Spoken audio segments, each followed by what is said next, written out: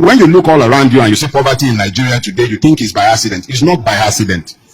It is by design. Poverty and ignorance are important ingredients in the maintenance of feudal orders. The more you know, the more questions you would ask. And the richer you are, the more time you have on your hand to think. Your capacity to use your brain is a challenge to feudalism.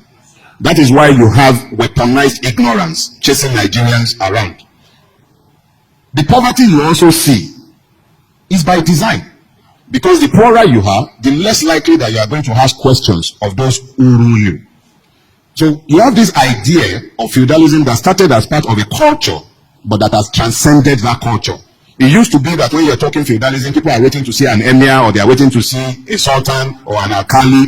But the reality is that that idea, and that's where we come back to the ideas again, that idea is like a virus. It has dumped host.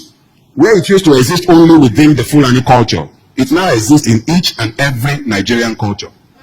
Your governors are not unlike emirs. The president is not unlike the sultan. The government does not exist for all. It exists for a class. Feudalism does not work on the basis of the rule of law.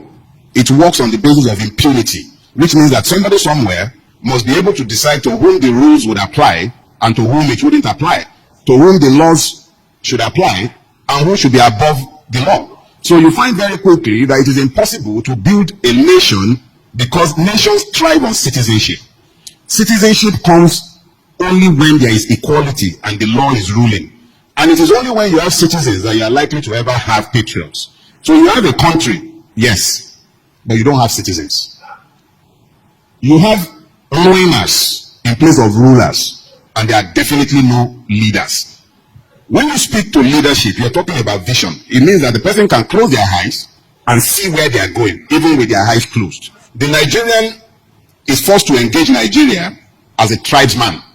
You are either an Igbo, a Yoruba, an Ijo, a Kalabari, a Fulani, and you are either something of that or the other. Nobody ever treats you as a Nigerian and a human being. The only reason that has not happened is because of the need to preserve the capacity to apply unfair advantages. So you can't have an identikit of a Nigerian. So those of us who believe that this country can be better, first thing first, love your neighbor as yourself. Love your neighbor as yourself. It doesn't say love your neighbor more than yourself. Let's be clear. Love your neighbor as yourself. Now that you've learned to love your neighbor as yourself, how do you come out of this mess? Because we are still in the mess. And I was talking to an idea that I said is what is required to confront the idea that we are struggling with. So what is this idea? That idea is of an egalitarian Nigeria. One that has sufficient room for each and every one of those who live within its borders. Your religiosity, your ethnicity should not matter. The class you come from should not matter. It is only when we find these commonalities that it becomes easy to isolate those who have oppressed all of us. There is only so much that can be said in one day, and only so much can be fitted into 30 minutes that I have already taken liberty by giving myself some more time. But no matter how long I stand here to talk to you, whatever I say is useless if there is no love in your heart to hear me. But when you're done embracing the love in your heart, you must also embrace one other reality, and that is the reality that tells you that however long you live, I've said it already, you will go one day. But when you're gone, what will be said that you did whilst you were here? Nigeria is laboring, is in the labor room, all right. Just as one Nigeria died in 1966, there is another Nigeria that must die.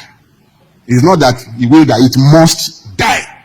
Because if that Nigeria does not die, what is being designed for my children and your children and our children's children is scary. Ideas rule the world. The Taliban waited 20 years on the strength of their ideas. America, with all of his might, got tired and left. There are Talibans in your government. They are waiting. And the only thing that will stop them are superior ideas. The only idea that I have to share with you is the one that says, love your neighbor as yourselves, but insist.